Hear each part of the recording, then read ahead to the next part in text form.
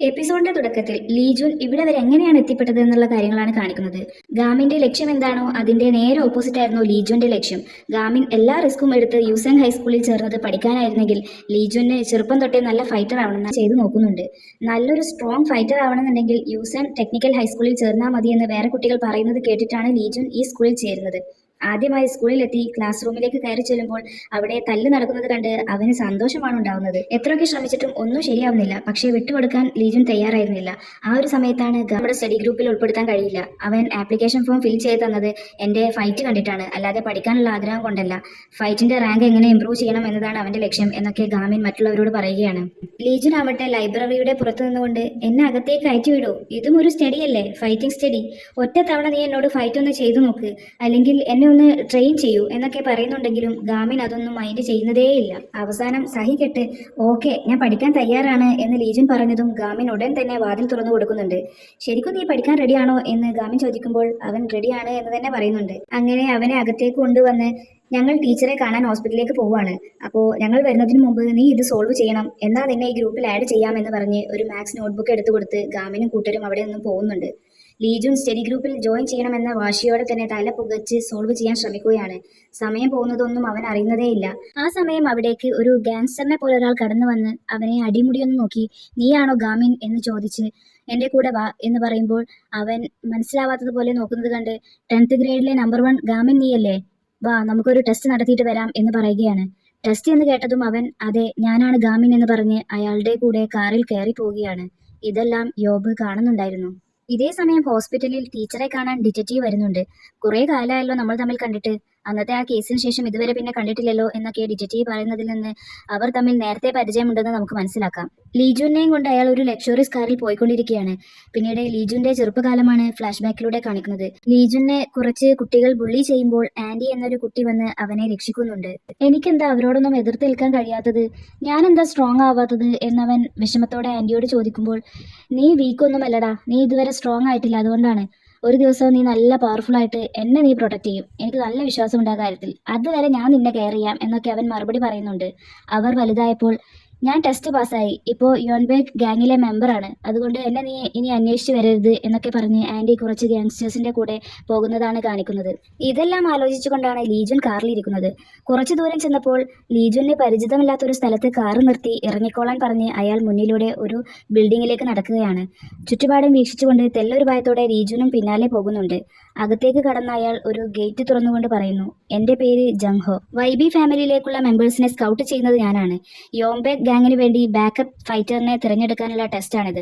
ഓരോ സ്കൂളിൽ നിന്നും ടോപ്പ് 3 സ്റ്റുഡൻസിന് മാത്രമേ ഈ ടെസ്റ്റിൽ പങ്കെടുക്കാൻ കഴിയുള്ളൂ, അതും ഒരൊറ്റ ചാൻസ് മാത്രമേ ഉള്ളൂ എന്നൊക്കെ പറഞ്ഞ് നീ ചെയ്യേണ്ടത് ഇത്ര മാത്രം, ആ കാണുന്ന ഒരു വെള്ള കാറില്ലേ അതിന്റെ മുകളിലിരിക്കുന്ന കീ നീ എടുക്കണം, അതിൽ നീ സക്സസ് ആയാൽ യോംബേഗ് ഗാങ്ങിലെ സോൾജർ ആവുന്നതിന് പുറമെ ആ കാറും നിനക്ക് സ്വന്തമാക്കാം. എന്തു പറയുന്നു, ഓക്കെ അല്ലേ എന്ന് ചോദിക്കുകയാണ് അയാൾ. പക്ഷേ ഇതൊരു കുട്ടിക്കളിയല്ല, അത്ര എളുപ്പമാവില്ല എന്നുള്ളത് നിനക്കും മനസ്സിലാക്കാലോ. നിനക്ക് മുമ്പ് വന്ന് ഫൈറ്റ് ജയിച്ച 3 പേരോട് നീ ഫൈറ്റ് ചെയ്യണം. ഈ ഫൈറ്റിൽ പ്രത്യേകിച്ച് റൂളൊന്നുമില്ല, ഒരൊറ്റ ലക്ഷ്യം മാത്രം, അത് നീ നേടിയെടുത്താൽ നിന്റെ ലൈഫ് സെറ്റ് ആകും എന്നും കൂടെ പറയുന്നുണ്ട് അയാൾ. അങ്ങനെ 3 ഫൈറ്റേഴ്സ് അവന്റെ മുന്നിൽ വന്നു നിൽക്കുകയാണ്. ജംഹോ ലീജുവിനെ നോക്കി നീ റെഡിയല്ലേ എന്നാ തുടങ്ങിക്കോ എന്ന് പറയുമ്പോൾ അന്നത്തെ അവന്റെ ഫ്രണ്ടിനെ ആലോചിച്ചുകൊണ്ട് അവൻ ഫൈറ്റ് ചെയ്യാൻ ഒരുങ്ങുകയാണ്. ഇതേ സമയം ഗാമിനും കൂട്ടരും ലൈബ്രറിയിലേക്ക് വന്നിട്ടുണ്ട്. ലീജുവിനെ അവിടെ കാണാത്തത് കൊണ്ട് ഞാൻ ബെറ്റ് വെക്കാം അവൻ ഇതൊക്കെ ഇട്ടെറിഞ്ഞ് പോയിട്ടുണ്ടാവും എന്ന് ജീവു പറയുമ്പോൾ ഞാൻ നിന്നോട് അപ്പോഴേ പറഞ്ഞതല്ലേ അവൻ ഇതൊന്നും ചെയ്യില്ലെന്ന്, അവൻ ഗാങ്സ്റ്റർ ആവാൻ വേണ്ടി തയ്യാറെടുത്ത് മുടിയൊക്കെ റെഡ് കളർ ഡൈ ചെയ്ത് നടക്കുന്നവനാ എന്നൊക്കെ സെഹ്യൂനും പറയുന്നുണ്ട്. ഇനിയിപ്പോൾ നമ്മളെന്ത് ചെയ്യും, ഞാനാണെങ്കിൽ 5ാമത്തെ മെമ്പറിനെ കിട്ടിയെന്ന വിവരം ടീച്ചറോട് പറയുകയും ചെയ്ത് എന്നൊക്കെ പറഞ്ഞ് ഗാമിൻ അവന് കൊടുത്തിരുന്ന മാത്സ് നോട്ട്ബുക്ക് എടുത്ത് അത്ഭുതത്തോടെ നോക്കുമ്പോഴാണ് ലൈബ്രറിയുടെ ഡോർ തുറന്ന് യോബ അവിടേക്ക് വരുന്നത്. പിന്നീട് കാണിക്കുന്നത് ജംഹോയെയാണ്. ഞാൻ വിചാരിച്ചത് യൂസെങ് ഹൈസ്കൂളിലെ പിള്ളേരൊക്കെ ഫൈറ്റിങ്ങിൽ അടിപൊളിയാണെന്നാണ്. നമ്പർ 1 യുഗാമിൻ എന്നൊക്കെ വലിയ ഹൈപ്പ് പറഞ്ഞു കേട്ടപ്പോൾ കുറെ പ്രതീക്ഷിച്ചു, ഇത്രക്ക് മോശമാവെന്ന് വിചാരിച്ചതേ ഇല്ല. എണീറ്റ് പോടാ സ്ട്രോബെറി തലയാ എന്നൊക്കെ പറഞ്ഞ് അടി കിട്ടി വീണ് കിടക്കുന്ന ലീജന്റെ അടുത്തേക്ക് ചെന്ന് നീ ശരിക്കും യുഗാമിൻ തന്നെയാണോ എന്ന് ചോദിച്ച് അവനെ ആഞ്ഞടിക്കുന്നുണ്ട്. അടിയുടെ ശക്തിയിൽ അവൻ തെറിച്ചു പോകുന്നുമുണ്ട്. യൂസെങ് ഹൈസ്കൂളിൽ ഒരുപക്ഷെ നീ വലിയ ആളാവാം, പക്ഷേ ഇവിടുത്തെ ഈ ടെസ്റ്റിൽ നീ തോറ്റുപോയി എന്ന് പറഞ്ഞ് ഇത് ഇവിടം കൊണ്ടൊന്നും തീരുന്നില്ല, ഞങ്ങളുടെ സമയം നഷ്ടപ്പെടുത്തിയതിന് നീ വലിയ വില നൽകേണ്ടി വരുമെന്ന് പറഞ്ഞ് അയാൾ അവനെ വീണ്ടും അടിക്കാൻ വരുമ്പോഴാണ് പെട്ടെന്ന് ഒരു സ്പ്രേ ബോട്ടിൽ അയാളുടെ നേരെ വരുന്നതും അയാൾ അത് പിടിക്കുന്നതും. നീ സ്റ്റഡി ഗ്രൂപ്പിന്റെ മോക്ക് ടെസ്റ്റിൽ പാസ്സായിട്ടുണ്ട്, ഇനി മുതൽ നീ ഞങ്ങളുടെ സ്റ്റഡി ഗ്രൂപ്പിലെ അംഗമാണ് എന്ന് പറയുന്നുമുണ്ട്. ഇതേതാ ഈ ചള്ള് പിള്ളേർ എന്ന് ജംഹോ ചോദിക്കുമ്പോൾ അത് യൂസെങ് ഹൈസ്കൂളിലെ സ്റ്റുഡൻസ് ആണ് എന്ന് പറയുന്നുണ്ട്. ഫൈറ്റ് അറിയില്ലെങ്കിലും ലോയലാണ് അവർ എന്ന് പറയുകയാണ് കൂടെയുള്ളവർ. അയാൾ ഗാമിന്റെ നെയിം ടാഗിലേക്ക് നോക്കി. അപ്പൊ നീയാണോ യുഗാമിൻ? നീ ഇവനെ രക്ഷിക്കാൻ വന്നതാണോ? നിനക്ക് ഇവനെ വിട്ടുകിട്ടണമെങ്കിൽ ആദ്യം നീ എന്നെ തോൽപ്പിക്കണം എന്ന് പറഞ്ഞ് ലീജോന്റെ പുറത്ത് അയാൾ കാലെടുത്ത് വെക്കുകയാണ്. അടുത്ത സീനിൽ പോലീസ് സ്റ്റേഷന്റെ ടെറസിൽ നിന്നുകൊണ്ട് രണ്ട് ഡിറ്റക്റ്റീവ്സ് തമ്മിൽ സംസാരിക്കുന്നതാണ് കാണിക്കുന്നത്. പിഹാനുലിനെ പോലീസ് സ്റ്റേഷനിലേക്ക് കൊണ്ടുവന്ന അതേ സമയം കൊണ്ട് തന്നെ അവന് തിരിച്ചു പോകാനും കഴിഞ്ഞു. അതുപോലെ ഞാനിവിടെ പുതുതായി ചാർജ് എടുത്ത ഡിറ്റക്റ്റീവ് ആയിരുന്നിട്ടും അവൻ എന്റെ പേര് അറിയായിരുന്നു. ഇതിൽ എന്തോ ഒരു പന്തികേട് തോന്നുന്നില്ലേ? ശരിക്കും ഈ പോലീസ് സ്റ്റേഷനിൽ എന്താ നടക്കുന്നത് എന്നൊക്കെ ഒരു ഡിറ്റക്റ്റീവ് ചോദിക്കുമ്പോൾ എന്തോ ഒന്ന് മറച്ചു വെക്കുന്നത് പോലെ, പന്തികേടോ? എനിക്കങ്ങനെ തോന്നുന്നില്ല. അവനൊരു ഹൈസ്കൂൾ പയ്യനല്ലേ, കൂടുതൽ ആലോചിച്ച് തലപുണ്ണാക്കാതെ വീട്ടിൽ പോകാൻ നോക്ക് എന്നൊക്കെ പറഞ്ഞ് മറ്റേ ഡിറ്റക്റ്റീവ് അവിടെ നിന്നും പോവുകയാണ്. അപ്പോഴാണ് താഴെ രണ്ട് കുട്ടികൾ സ്റ്റേഷനിലേക്ക് കയറാൻ പേടിച്ച് നിൽക്കുന്നത് ഇയാളുടെ ശ്രദ്ധയിൽപ്പെടുന്നത്. ദാ ഇതുപോലെയാണ് സാധാരണ ഉണ്ടാവുന്നത്, പക്ഷേ ഹാനുളിന്റെ കേസിൽ ഇങ്ങനെയല്ല എന്ന് അദ്ദേഹം സ്വയം പറയുന്നുണ്ട്. അത് സേഹിയോണും ഹീവണ്ണുമായിരുന്നു. നമ്മൾ പോലീസിനോട് എന്താ പറയാൻ പോകുന്നത്? നിനക്ക് പേടിയാവുന്നില്ലേ എന്ന് ഹീവൺ ചോദിക്കുമ്പോൾ എനിക്ക് പേടിയൊക്കെയുണ്ട്, എന്താ പറയേണ്ടതെന്നും അറിയില്ല. പക്ഷേ അവരുടെ കൂടെ അങ്ങോട്ട് പോകാൻ എനിക്ക് പേടിയായതുകൊണ്ടാണ് അങ്ങോട്ട് പോകാതിരുന്നത്. ഇത് പോലീസ് സ്റ്റേഷനല്ലേ, എന്തായാലും ഗുണ്ടയേക്കാളും നല്ലതാവുമല്ലോ, അപ്പോൾ പേടിക്കേണ്ട ആവശ്യമില്ല എന്നൊക്കെ പേടിയുണ്ടെങ്കിലും ഹീവണിനെ സമാധാനിപ്പിക്കാനായി സേഹ്യുൻ പറഞ്ഞുകൊണ്ട് അവർ അകത്തേക്ക് കടക്കുകയാണ്. ഗാമിൻ ജീവുവിനോട് നീ ഓക്കെ ആവില്ലേ എന്ന് ചോദിക്കുമ്പോൾ എന്നെ നിനക്ക് ശരിക്കും അറിയാഞ്ഞിട്ടാ എന്ന് പറഞ്ഞ് അവരുമായി ഫൈറ്റ് ചെയ്യാൻ തുടങ്ങുകയാണ് കൂടെ യോബും. ഗാമിൻ അവന്റെ കയ്യിലുള്ള ആപ്ലിക്കേഷൻ ഫോം ചുരുട്ടി ആയുധമാക്കുന്നത് കണ്ട് അതിലൊരു ഫൈറ്റർ കത്തിക്കാണോ പേപ്പറിനാണോ പവർ കൂടുതലെന്ന് നമുക്ക് നോക്കാം എന്ന് പറഞ്ഞ് അവന്റെ നേരെ ചീറിപ്പാഞ്ഞു വരുന്നുണ്ട്. ഗാമിൻ വിട്ടുകൊടുക്കാതെ നല്ല രീതിയിൽ തന്നെ ഫൈറ്റ് ചെയ്യുന്നുമുണ്ട്. ഒടുവിൽ അവന്റെ കയ്യിൽ നിന്ന് കത്തി തെറിച്ചു പോകുമ്പോൾ അറിവാണ് ഏറ്റവും വലിയ ആയുധം എന്ന് പറയുകയാണ് ഗാമിൻ. ഫൈറ്ററെ അടിച്ചിട്ടതിനു ശേഷം ഗാമിൻ ജീവുവിനെയും യോബിനെയും ഹെൽപ്പ് ചെയ്യുന്നുമുണ്ട്. ലീജുവിനെ ചവിട്ടി നിൽക്കുന്ന ജംഹോയെ ലക്ഷ്യമാക്കി ഗാമിൻ വരുമ്പോൾ അവനെ ഒറ്റ കൈ വെച്ച് എതിർത്തുകൊണ്ട് ഞാനിങ്ങനെ സ്കൂൾ കുട്ടികളെ സ്കൗട്ട് ചെയ്യുന്നത് കണ്ട് നീ എന്നെ വിലയിരുത്തണ്ട, എന്നെ നീ അണ്ടർ എസ്റ്റിമേറ്റ് ചെയ്തിട്ടുണ്ടെങ്കിൽ നിനക്ക് തെറ്റി എന്ന് പറഞ്ഞുകൊണ്ട് വന്ന് അയാളെ നേരിടാനായി വരുന്നുണ്ടെങ്കിലും അയാൾ നിന്നിടത്ത് നിന്ന് അനങ്ങുക പോലും ചെയ്യാതെ അവനെ അടിക്കുകയാണ്.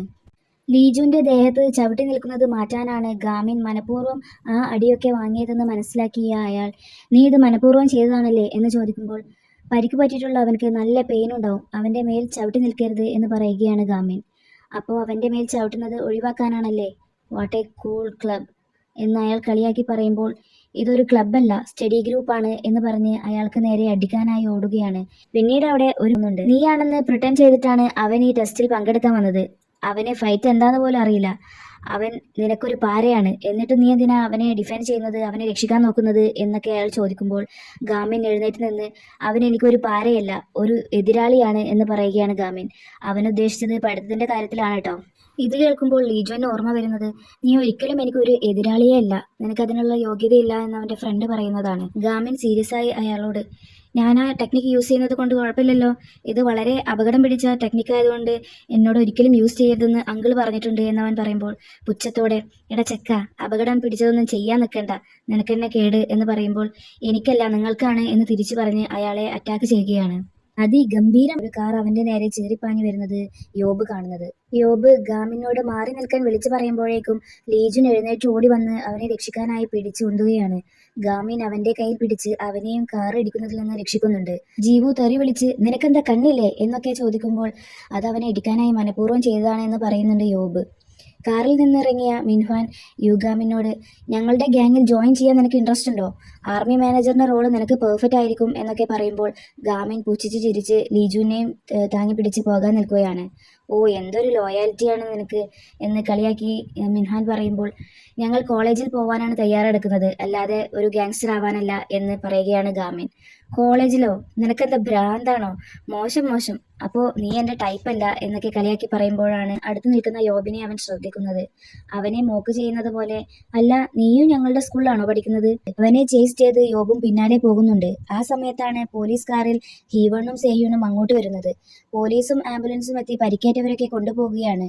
പോലീസിനെ ഇൻഫോം ചെയ്യാതെ ഗ്യാങ്സ്റ്റേഴ്സിന്റെ അടുത്തേക്ക് പോയതിന് ഡിറ്റക്റ്റീവ് അവരെ വഴക്ക് പറയുമ്പോൾ ഗാമിൻ തിരിച്ചൊന്നും പറയാതെ തല താഴ്ത്തി നിൽക്കുന്നത് കണ്ട് ജീവു നീ എന്തിനാ തല കുനിക്കുന്നത്, നീ ഒരു തെറ്റും ചെയ്തിട്ടില്ലല്ലോ, നമുക്ക് ശരിക്കും ധീരതയ്ക്കുള്ള അവാർഡ് തരികയാണ് വേണ്ടത്. നമ്മൾ അവരെ പിടിച്ചു കൊടുത്തില്ലേ എന്നൊക്കെ പറയുന്നുണ്ട്.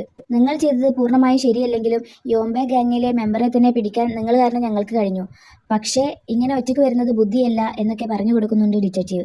ഹാൻഹുൾ പോലീസ് സ്റ്റേഷനിൽ നിന്ന് പുഷ്പം പോലെ ഇറങ്ങി വന്നത് ആലോചിച്ച് ചില കാരണങ്ങൾ കൊണ്ട് നിങ്ങൾക്ക് അവാർഡ് നൽകാൻ പോയിട്ട് നല്ലതുപോലെ ഒന്ന് അഭിനന്ദിക്കാൻ പോലും കഴിയില്ല എന്ന് പറഞ്ഞ് കാർഡ് എടുത്തു കൊടുത്ത് എന്താവശ്യമുണ്ടെങ്കിലും എന്നെ വിളിച്ചാൽ മതി എന്നൊക്കെ പറഞ്ഞ് അവിടെ നിന്നും പോകുന്നുണ്ട്.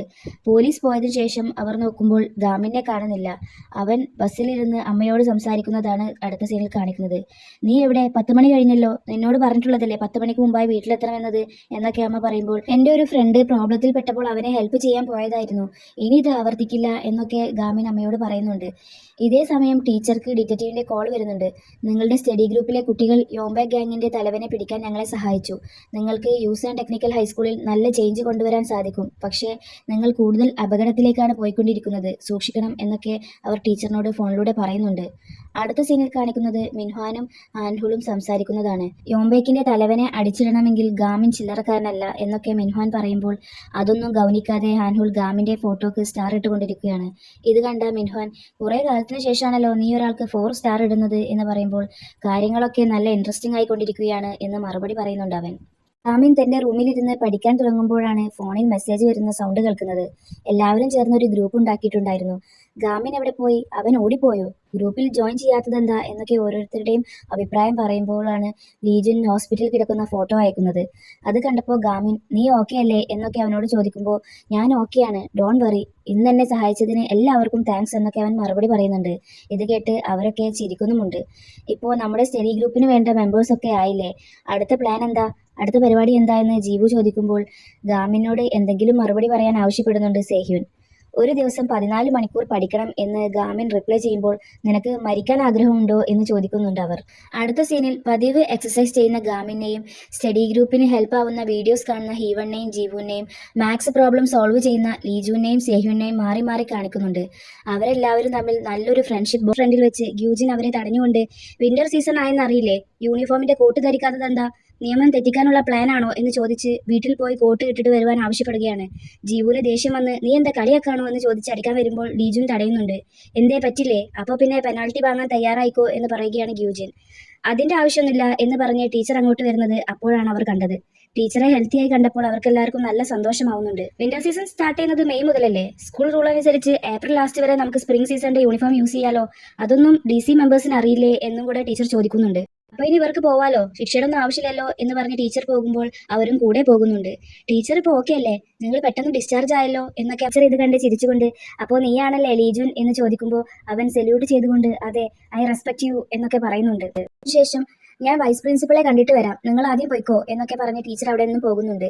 വൈസ് പ്രിൻസിപ്പൾക്ക് സ്റ്റഡി ഗ്രൂപ്പിലുള്ള 5 മെമ്പേഴ്സിന്റെ ലിസ്റ്റ് കൊടുത്തപ്പോൾ, ഓ എങ്ങനെയൊക്കെയോ 5 പേരെ ഒപ്പിച്ചിട്ടുണ്ടല്ലേ എന്ന് പറഞ്ഞ്, പിന്നെ ആ കേസിന്റെ കാര്യം എന്തായി എന്ന് ചോദിക്കുമ്പോൾ, ഹ്യൂൻഹുയെ ജൂനിയർ സെന്ററിലേക്ക് മാറ്റിയിട്ടുണ്ട് എന്ന് പറയുന്നുണ്ട് ടീച്ചർ. പിന്നെ ഞാൻ പറഞ്ഞ കാര്യം നീ ചെയ്തോ എന്ന് ഓരോ ആക്ടിവിറ്റീസ് തുടങ്ങാം. നമ്മുടെ first activity study group exchange meeting ആണ് എന്ന് പറയുമ്പോൾ അവർക്ക് ആർക്കും മനസ്സിലാവാത്തത് കൊണ്ട് അതെങ്ങനെ എന്ന് ചോദിക്കുന്നുണ്ട് അവർ. അതായത് ഇങ്ങനെ സ്റ്റഡി ഗ്രൂപ്പുള്ള മറ്റ് സ്കൂളിലെ സ്റ്റുഡൻസിനെ മീറ്റ് ചെയ്ത് അവരുടെ എക്സ്പീരിയൻസ് ഒക്കെ ചോദിച്ചറിയണം എന്ന് ടീച്ചർ പറയുമ്പോൾ, അപ്പോൾ നമ്മൾ സോളിൽ പോവുകയാണോ എന്ന് ചോദിക്കുന്നുണ്ട് ഹീവൺ. അടുത്ത് വന്ന് എല്ലാവരെയും ഗ്രീറ്റ് ചെയ്തതിനു ശേഷം ഗാമിൻ എവിടെയെന്ന് ചോദിക്കുമ്പോൾ, സ്റ്റഡി ഗ്രൂപ്പ് മെമ്പേഴ്സിനെ കാണാൻ പോകാനുള്ള എക്സൈറ്റ്മെന്റിൽ അവൻ ഇന്നലെ ഉറക്കം വരാതെ കിടന്ന് അറിയാതെ ഉറങ്ങിപ്പോയി, പിന്നെ എഴുന്നേൽക്കാൻ ലേറ്റായി, അപ്പോൾ അടുത്ത ബസ്സിൽ വരും എന്ന് പറയുന്നുണ്ട് സേഹ്യുൻ. ഓക്കെ, അവൻ സോളിലെത്തിയാൽ മാനിൽ ഹൈസ്കൂളിലേക്ക് വരാൻ പറഞ്ഞാൽ മതി എന്ന് പറയുകയാണ് ടീച്ചർ. അങ്ങനെ അവർ മാനിൽ ഹൈസ്കൂളിൽ എത്തുമ്പോൾ സ്കൂളിന്റെ വലുപ്പവും സ്ട്രക്ചറും ഒക്കെ കണ്ട് അവരാകെ അത്ഭുതപ്പെടുന്നുണ്ട്.